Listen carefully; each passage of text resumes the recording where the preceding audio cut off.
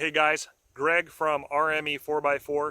Just wanted to give you guys a quick update on the Falcon Sport tow haul shocks that we're running on our Ford F-150.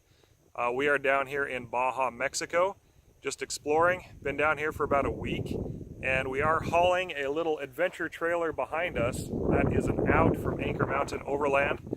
And we hauled it down from Colorado.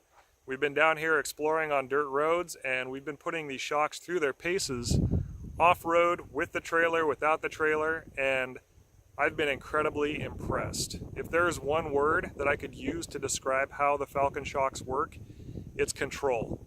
If you're on the street, the truck feels sporty. It feels a lot more planted. Off-road, pushing the truck pretty hard. I've been pushing it harder than I should. We've seen speeds of over 50 miles an hour bombing through the desert, and the truck just remains absolutely planted, totally in control.